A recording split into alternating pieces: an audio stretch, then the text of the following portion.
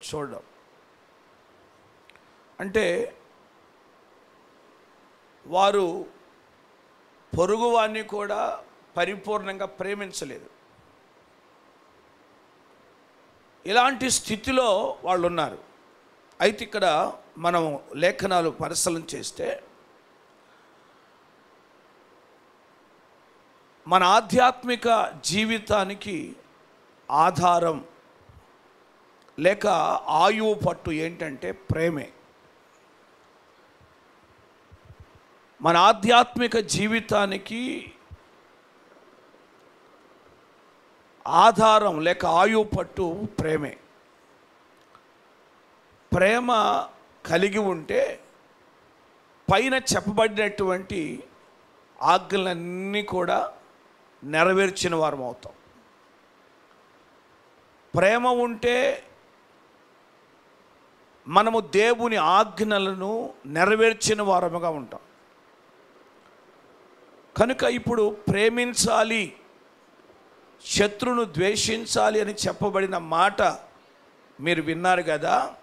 అయితే నేనేం చెప్తున్నానంటే, నేను చెప్పున్నది ఏమిటి అని అంటే, మీరు పరలోకపు తండ్రికి మీరు కుమారులై ఉండునట్లు మీ శత్రువులను ప్రేమించుడి, మిమ్మును హింసించు వారి కొరకు మీరు ప్రార్థన చేయండి. ఇప్పుడు మీ పొరుగు వారిని మాత్రమే ప్రేమించడం కాదు, మీ శత్రువుని కూడా ఏం చేయాలి?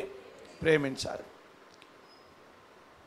యేసుక్రీస్తు ప్రభుల వారు ఒక నూతనమైనటువంటి అనుభవాన్ని నేర్పిస్తున్నాడు, ఒక నూతనమైన పాఠాన్ని ఆయన నేర్పిస్తున్నాడు.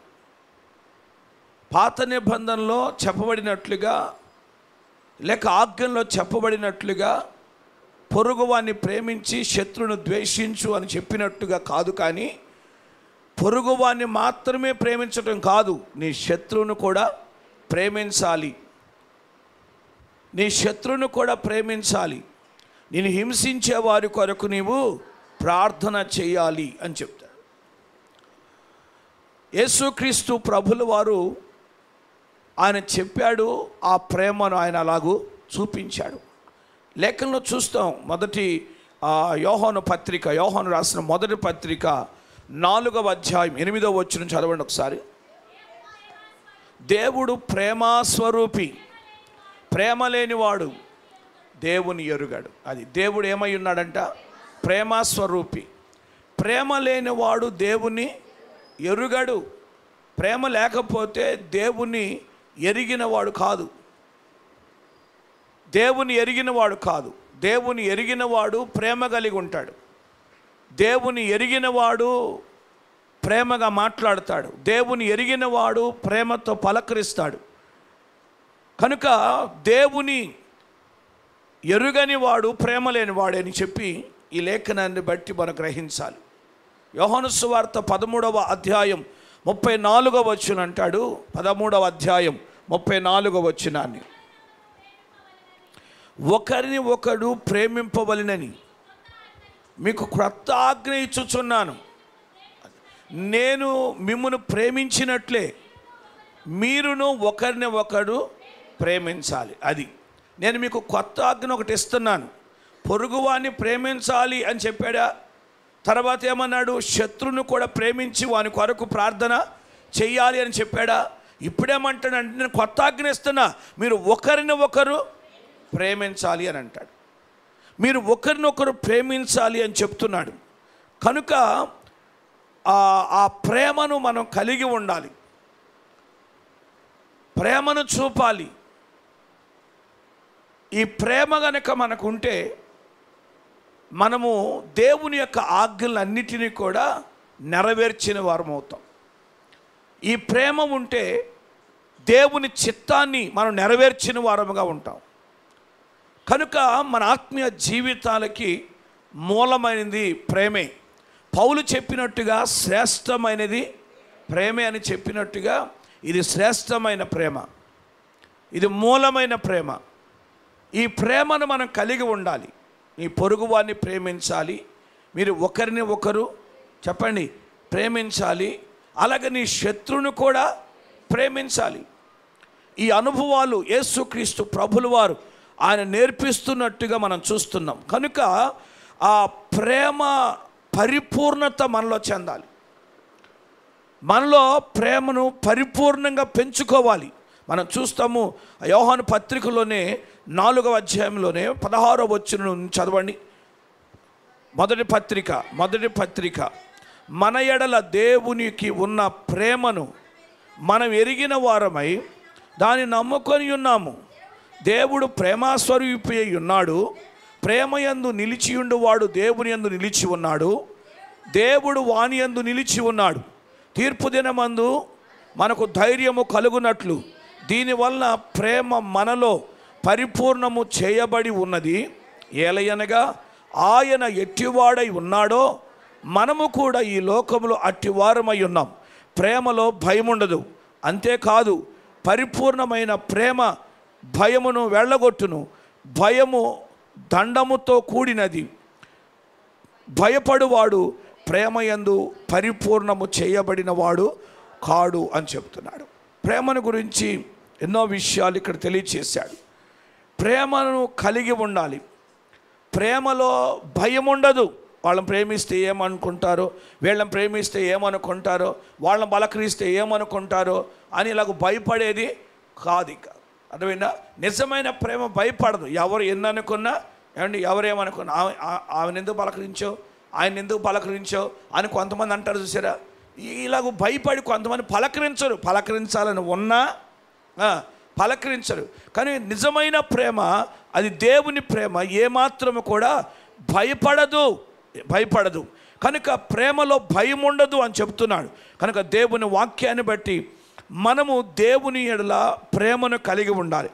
దేవుడు ఎలాగో మనం ప్రేమించాడో, ఆయన ప్రేమ స్వరూపిగా ఎలా ఉన్నాడో మనము కూడా అలాగూ దేవుని ప్రేమను బట్టి మనం కూడా ప్రేమించవలసిన వారమై ఉన్నామని చెప్పి దేవుని వాక్యాన్ని బట్టి మనం గ్రహించాలి. రోమాపత్రిక 13వ అధ్యాయం 8వ వచనం నుండి 10వ వచనం వరకున్న మాటల్లో మనం పరిశీలన చేసినట్లయితే ఒకరినొకడు ప్రేమించిన విషయంలో తప్ప మరి ఏమీ ఎవరికిని అచ్చి ఉండవద్దు. అది ప్రేమించుటలో అచ్చి ఉండొద్దంట. అదేనా? ప్రేమించటంలో ఏముండొద్దు అంటే, ప్రేమించట్లో అచ్చి ఉండొద్దు అంటే ఏంటి? అచ్చి ఉండటం అంటే అప్పు ఉండొద్దని అమ్మా. యేసయ్యా స్తోత్రాలు చెప్పండి కొంచెం గట్టిగా. హల్లెలూయా. ఏమండి?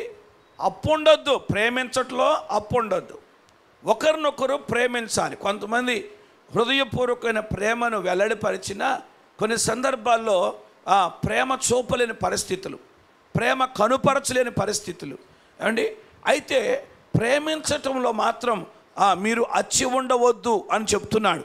కనుక ఎందుకు అనంటే ఈ పొరుగువాడిని ప్రేమించువాడే ధర్మశాస్త్రాన్ని నెరవేర్చినవాడు. ఏలయనగా వ్యభిచరించవద్దు, నరహత్య చేయవద్దు, దొంగిలింపవద్దు, ఆశింపవద్దు అనునవి మరి ఏ ఆజ్ఞ అయినా ఉన్న ఎడల అదియు నిన్ను వలె నీ పొరుగువాడిని ప్రేమింపవలన వాక్యములో సంక్షేపముగా ఇమిడి ఉన్నది అన్నాడు. అదైనా ఈ ఆజ్ఞలన్నీ కూడా ప్రేమించటంలో ఇమిడి ఉందంట. స్తోత్రం చెప్పండి గట్టిగా. 2 చేతులెత్తి స్తోత్రం చెప్పండి. హల్లెలూయా. ప్రేమించుటలో ఏముందంట? ఇమిడి ఉన్నది అని చూస్తున్నాం. కనుక ప్రేమించాలి. ప్రేమలో అచ్చి ఉండవద్దు అని చెప్తున్నాడు. కనుక అలాంటి ప్రేమను మనం కలిగి ఉండాలి. మనల్ని ప్రేమిస్తాడు దేవుడు. మనల్ని ఎంతగానో ప్రేమించి మన కొరకు యేసయ్య ప్రాణం పెట్టాడు. ఆయన ప్రేమను చూపించాడు. మనము కూడా ఆ ప్రేమను కలిగి ఉండి ఒకరినొకరు ప్రేమిస్తూ, పొరుగువారిని ప్రేమిస్తూ, శత్రువును కూడా హింసించకుండా ప్రేమించాలి అనేటువంటి సత్యాన్ని ప్రభు మనకు తెలియచేశాడు. దేవునికి స్తోత్రం. హల్లెలూయా, హల్లెలూయా. కనుక ఇక్కడ 45వ వచనం మూలవాక్యానికి రండి. ఒకసారి మూలవాక్యానికి రండి. 45వ వచనం, ఆయన చెడ్డవారి మీదను మంచివారి మీదను తన సూర్యుని ఉదయింపజేసి నీతిమంతుల మీదను అనీతిమంతుల మీదను వర్షము కురిపించుచున్నాడు. ఏమండి? చెడ్డవారిని మంచివారిని ఆయన చూస్తున్నాడు. నీతిమంతులు అనీతిమంతులను కూడా ఆయన చూస్తున్నాడు. వారందరినీ ప్రేమిస్తున్నాడు. వారికి ఏది అవసరమో అదంతా కూడా అనుగ్రహిస్తున్నాడు. కనుక మీరు మిమ్మును ప్రేమించే వారిని ప్రేమించిన ఎడల మీకేం ఫలం కలుగును? మీకేంటి ప్రయోజనం? అరేనా, మిమ్మల్ని ప్రేమించే వారినే ప్రేమించదు. మనం అదే అనుకుంటాం, నన్ను ప్రేమిస్తే నేను ప్రేమిస్తా, ఆమె నన్ను ప్రేమిస్తే నేను ప్రేమిస్తా అని అనుకుంటారు. కానీ అలాగూ చేయటం వల్ల మీకు ఫలం ఏంటి? ప్రేమించిన వారిని ప్రేమించటం వలన మీకు ప్రయోజనం ఏంటి అని అంటాడు. సుంకర్లు కూడా అలాగే చేస్తున్నారుగా. ఎవరంట? ఏమండి, అక్కడ రాయబడి మాట చూడండి. సుంకర్లు కూడా అలాగే చేస్తున్నారు. సుంకర్లు కూడా అలాగే చేస్తున్నారు. ఎందుకు అలాగా? కనుక వారు చేసినట్టు చేయవద్దు, వారు చేసినట్టు చేయవద్దు. మీ సహోదరులకు మాత్రం వందనాలు చేసిన యెడల మీరు ఎక్కువ చేయుచున్నదేముంది? అదైనా అన్యులకు కూడా అలాగే చేస్తున్నారంట. అదైనా కనుక ఎవరినో చూడటం కాదు, ఎవరినో నువ్వు చూసి, లేకపోతే నీకు ఇష్టమైన వాళ్ళకి వందనాలు చెప్పటం కాదు, నీకు ఇష్టమైన వాళ్ళని ప్రేమించడం కాదు. స్తోత్రం అండి. ఇదేగా జరుగుతుంది ఇప్పుడు సంఘాల్లో. ఆత్మీయతను పోగొట్టుకొని ఏమంటే ఆధ్యాత్మికంగా వెనుకబడిపోయి ఒకరినొకరు ప్రేమించకుండా, ఒకరు ప్రేమ కలిగి లేకుండా ఎంతగానో ఒకరినొకరు ద్వేషించుకుంటూ వ్యతిరేకంగా ఉంటున్నారు, విరోధంగా ఉంటున్నారు. నీకు ఇష్టమైన వాళ్ళకే వందనాలు చెబుతావు, నీకు ఇష్టమైన వాళ్ళని ప్రేమిస్తావు, నీకు ఇష్టమైన వాళ్ళకే ప్రార్థన చేస్తావు, నీకు ఇష్టమైన వారి ఇంటికే వెళతా ఉంటావు. ఇంక అంతేకా ఇలాంటి పరిస్థితులు జరుగుతున్నాయి. ఏంటి ప్రయోజనం? దానివల్ల ప్రయోజనం ఏంటి? నీకు లాభం ఏంటి? నీకు ఫలం ఏంటి? ప్రేమించిన వారిని ప్రేమించటం కాదు, నీకు ఇష్టమైన వారికి వందనాలు చెప్పటం కాదు, అందరికీ వందనాలు చెప్పాలి. అర్థమైనా?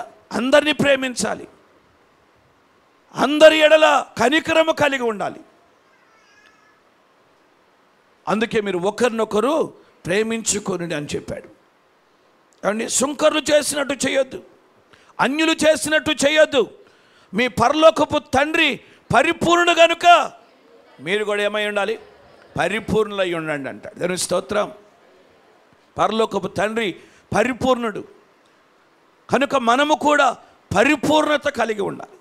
దేవుని ఎంతైనా మహిమపరచాలి. ఆయనకి ఇష్టమైనట్లుగా, ఆయన చెప్పినట్టుగా మనం ప్రేమిస్తూ ఉంటే, ఒకరి ఎడల ఒక ప్రేమ కలిగి ఉంటే దేవుడు మనల్ని ఎంతగానో ఆశీర్వదిస్తాడు, కృప చూపుతాడు. కనుక ఈ యొక్క సుదీర్ఘమైన ప్రసంగంలో, మరి ఆయన కొండ మీద చేసిన ప్రసంగంలో చివరిగా ఆయన చెప్పిన మాట ఏంటంటే, నిన్ను వలె నీ పొరుగువాన్ని ప్రేమించి ఆజ్ఞ జ్ఞాపకం చేసి, నిన్ను వలె నీ పొరుగువాన్ని మాత్రమే కాదు, నీ పొరుగువాన్ని మాత్రమే కాదు, నీ శత్రువుని కూడా ప్రేమించాలి. నీ శత్రువుని మాత్రమే కాదు, మీరు కూడా ఒకరిని ఒకరు ప్రేమించుకోవాలి. ఒకరి ఎడల ఒకరు ప్రేమ కలిగి ఉండాలి. ప్రేమలో భయం ఉండదు, ప్రేమలో భయం ఉండదు. ప్రేమ కలిగి ఒకరినొకరు ప్రేమించుకోవాలి. అన్యులు పలకరించుకున్నట్లుగా పలకరించుకోవద్దు. సుంకర్లు పలకరించుకున్నట్లుగా లేక ప్రేమ చూపినట్లుగా, సుంకర్ల ప్రేమ కాదు మనది. అర్థమైనా? సుంకర్ల ప్రేమ కాదు. వారికి ఎవరి ఇష్టమో వాళ్ళనే ప్రేమిస్తారు. అన్యుల ప్రేమ కాదు, ఎవరికి వందనాలు చెప్పాలో వాళ్ళకే వందనాలు చెప్తారు. అందరిని పలకరించండి. స్తోత్రం. అర్థమైనా? అందరిని పలకరించాలి, అందరిని ప్రేమించాలి, అందరి కొరకు ప్రార్థన చెప్పండి, చేయాలి. దేవుని స్తోత్రం చెప్పండి, కొంచెం గట్టిగా చెప్పాలి. హల్లెలూయా. అదే మొన్న నేను ఒక విషయాన్ని మీకు జ్ఞాపకం చేశాను. మస్కట్లో సన్నీని గురించి చెప్తూ ఒక విషయాన్ని జ్ఞాపకం చేశాను. సన్నీ అక్కడ సేవ చేయటానికి, ఆ పరిచర్య కొనసాగించడానికి యోగ్యత ఏంటి అంటే అన్నీ వాళ్ళు చూస్తున్నారు. ప్రార్థనకి క్రమంగా వస్తున్నారా లేదా, ఒకటి టయానికి వస్తున్నారా లేదా, రెండోది అన్ని కూడికల్లో, నియామక కూడికలు అన్నిటిలో పాలు పంపులు పొందుతున్నారా లేదా, ఒక ఆదివారమే కనపడుతున్నారా, మిగిలిన కూడికలన్నీ మానేస్తున్నారా అని కూడా పరీక్షించారు. మరొక విషయం ఏంటంటే, వచ్చిన తర్వాత మౌనంగా ఒక ప్రక్కన కూర్చొని మెదలకుండా వెళ్ళిపోతున్నారా, లేకపోతే ఎవరినైనా పలకరిస్తున్నారా, ఒకవేళ పలకరిస్తే వారికి ఇష్టమైన వాళ్ళని పలకరిస్తున్నారా, లేక అందరిని పలకరిస్తున్నారా, అందరికి వందనాలు చెప్తున్నారా అని అన్ని పరీక్షిస్తున్నాను. అర్థమైందా? సంపూర్ణ రాత్రి ప్రార్థన పెడితే సంపూర్ణ రాత్రి ప్రార్థన ఉంటున్నారా, అసంపూర్ణంగా వెళ్తున్నారా, ఇవన్నీ పరీక్షిస్తున్నాను. అర్థమైందా? కనుక ఒక సేవకునిగా నియమించడానికి ఇన్ని ఆలోచనలు, ఇన్ని నిబంధనలు వాళ్ళు కలిగి ఉంటే ఇప్పుడు మనం దేవుని దృష్టికి ఎలా ఉన్నా ఒకసారి యోచన చేయండి. స్తోత్రం. ఎలాంటి పరిస్థితుల్లో ఉన్నాం? క్రమంగా మందిరానికి వస్తున్నామా? అన్ని కూడికల్లో పాలు పంపులు పొందుతున్నామా? అందరినీ ప్రేమిస్తున్నామా? అందరి కొరకు ప్రార్థన చేస్తున్నామా? అందరికీ వందనాలు తెలియజేస్తున్నామా? ఈ ఆజ్ఞలన్నీ కూడా ప్రేమించుటలో ఇమిడి ఉన్నవి అని చెప్తాడు అక్కడ. అదేనా? ఈ ఆజ్ఞలన్నీ కూడా ప్రేమించటంలోనే ఇమిడి ఉన్నాయి. కనుక ప్రేమ చూపండి, ప్రేమ చూపండి. శత్రువు కూడా ప్రేమ చూపండి. దేవుడు మనల్ని ఆశీర్వదిస్తాడు. దేవుడు ఎంతగానో కృప చూపుతాడు. ప్రేమ శ్రేష్టమైనది కనుక ఆ ప్రేమను బట్టి నీవు ఆజ్ఞలు నెరవేర్చిన వ్యక్తి అవుతావు. దేవుని ఆజ్ఞలు నెరవేరిస్తే దేవుని రాజ్యాన్ని స్వతంత్రించుకుంటావు, దేవుని రాజ్యములో ఉంటావు.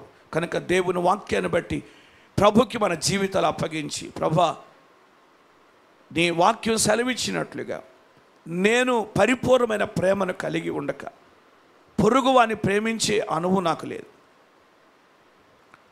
పొరుగువాన్ని ప్రేమించే స్థితిలో నేను లేను. అంటే పక్కింటి వాళ్ళని కూడా పలకరీరు కొంతమంది, ఏసు రక్తమే. కొంతమంది పక్కింటి వాళ్ళని కూడా పలకరీరు. అండ్ పక్కింటి వాళ్ళకి కూడా వందనాలు చెప్పరు, పక్కింటి వాళ్ళ కొరకు కూడా ప్రార్థన చేయరు.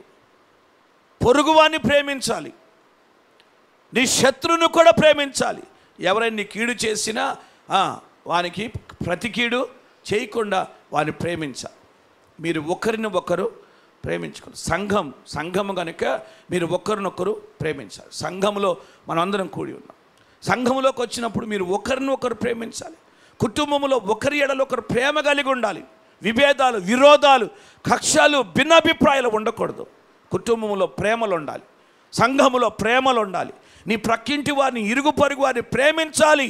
నీ శత్రువును కూడా నువ్వు ప్రేమించాలి. ఇదే ప్రభు కోరుకుంటున్నాడు. ప్రేమించటంలోనే ఆజ్ఞలన్నీ నెరవేర్చిన వ్యక్తి అవుతావు కనుక, ఆజ్ఞలన్నీ పాటించిన వ్యక్తి అవుతావు కనుక ప్రేమలో ఇంత గొప్ప ఆశీర్వాదం ఉందని గ్రహించి ప్రేమించటం మొదలుపెట్టు, ప్రేమించటం నేర్చుకో, ప్రేమించటం ఆరంభించు. దేవుడు తన ప్రేమను మన ఎడల చూపింది, ఎందుకంటే అలాంటి ప్రేమ మనం కూడా చూపాలని. హల్లెలూయా.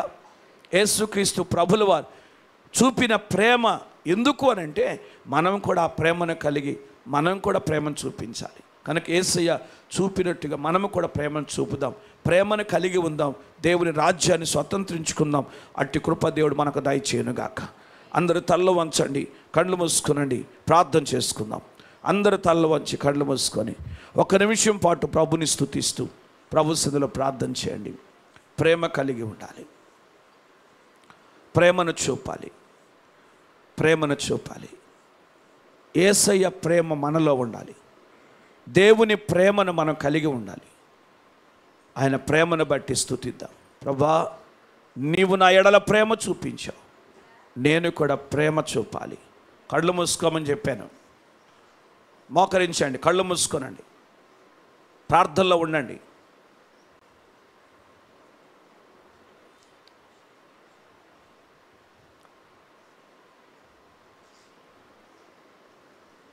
ప్రార్థన చేయండి, అందరూ ప్రార్థన చేయండి. స్తోత్రం, స్తోత్రం, స్తోత్రం, స్తోత్రం, స్తోత్రం.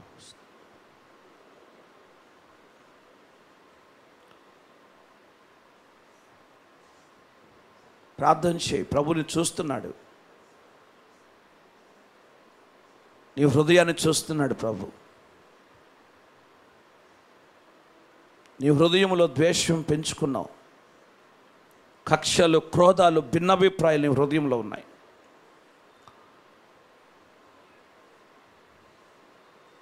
జ్ఞాపకం చేసుకో. నీ హృదయంలో ప్రేమ పుట్టాలి, ప్రేమించే మనస్సు నీకు ఉండాలి, ప్రేమించే మనస్సు నీకు ఉండాలి. నేను ప్రేమిస్తానయ్యా, నేను ప్రేమిస్తానయ్యా, నువ్వు నా ఎడల ప్రేమ చూపావు అయ్యా, నేను నా పొరుగు వారి ఎడల ప్రేమ చూపుతాను, నా శత్రువు ఎడల ప్రేమ చూపుతాను. ఒకరిని ఒకరు ప్రేమిస్తూ ప్రేమ కలిగి ఉంటామయ్యా, అటు అనుభవంలో నడిపించయ్యా అని ప్రార్థన చేయి. ప్రేమించటంలోని ఆజ్ఞలన్నీ ఇమిడి ఉన్నాయండి. ప్రేమించటం నేర్చుకుంటే చాలు, ప్రేమ కలిగి ఉంటే చాలు. యేసుక్రీస్తు ప్రభుల వారు ప్రేమ చూపించాడు. ప్రభు అంటాడు బరబ్బతో, బరబ్బా, అవసరమైతే నీ కొరకు నేను ప్రాణమిస్తానే కానీ నీ ఆలోచనతో నేను ఏకీభవించను అంటాడు. మనుషుల ఆలోచన కాదు, దేవుని ఆలోచన నెరవేరాలి. ప్రేమ కలిగి ఉండాలి, ప్రేమ చూపాలి. ఇదే తక్కువైపోయింది. ప్రేమ లేకే సమస్యలు, ప్రేమ లేకే గొడవలు, ప్రేమ లేకే వ్యతిరేకతలు, ప్రేమ లేకేనండి నష్టపోతున్నాం, ప్రేమ లేకే ఎన్నో కోల్పోతున్నామండి. ప్రార్థన చేయి, అయ్యా కృప చూపయ్యా, కృప చూపయ్యా అని అడుగు. ప్రేమ కలిగి ఉన్నాను నాకు దయచి.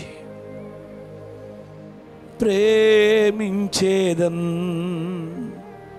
అధికముగా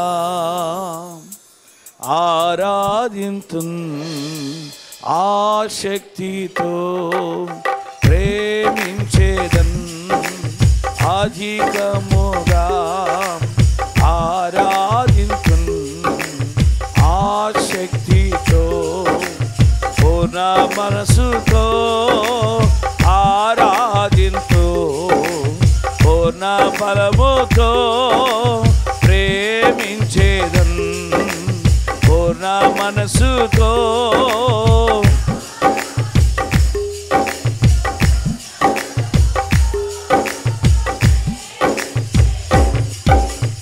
ఆరాధనా ఆరాధనా ఆరాధనా ఆరాధనా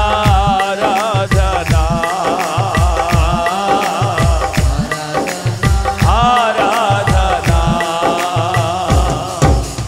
ఎబినేజరే ఎబినేజరే ఇంతవరకు ఆదుకున్నావు.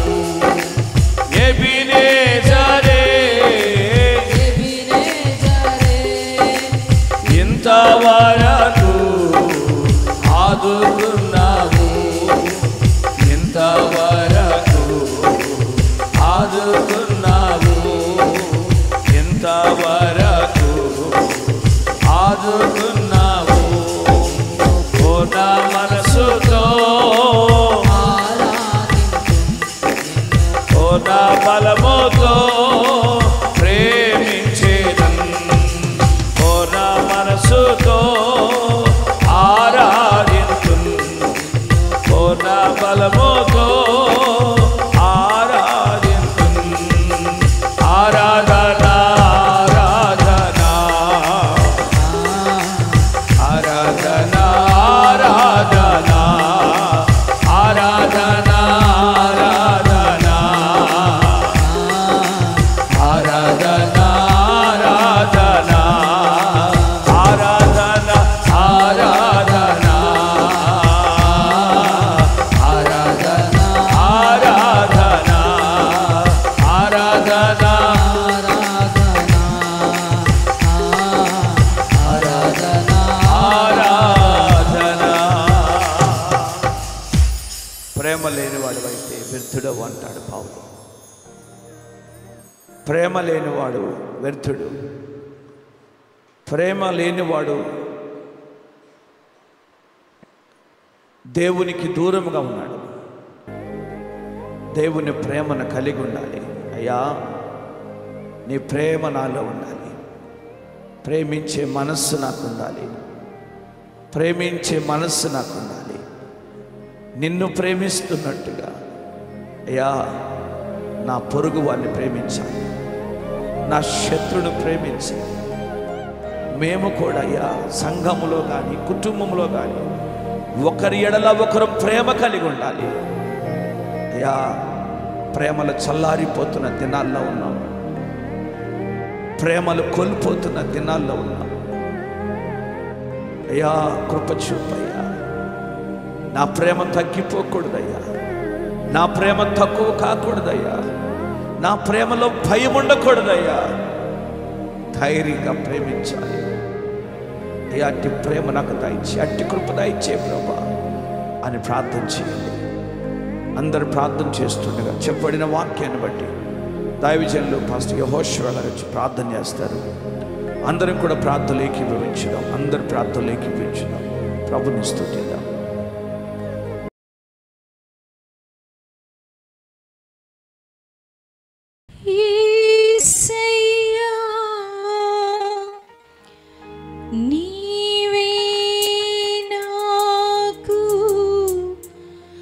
మార్గము సత్యము జీవమయా,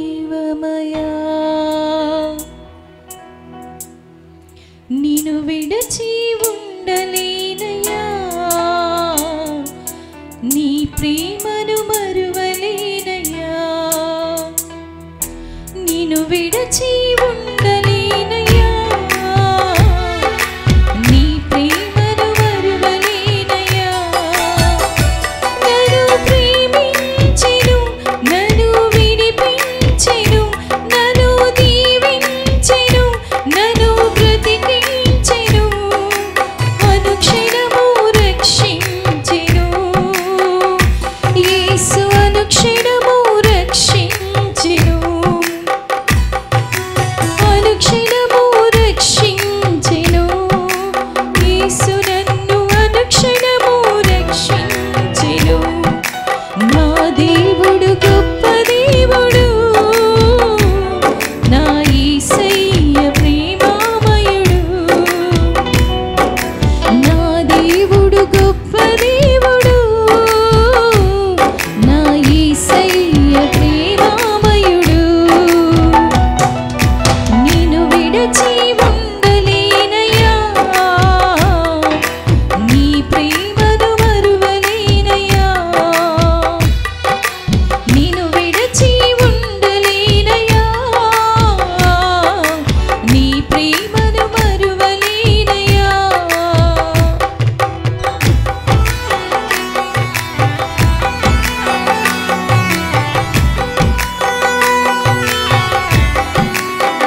అందరూ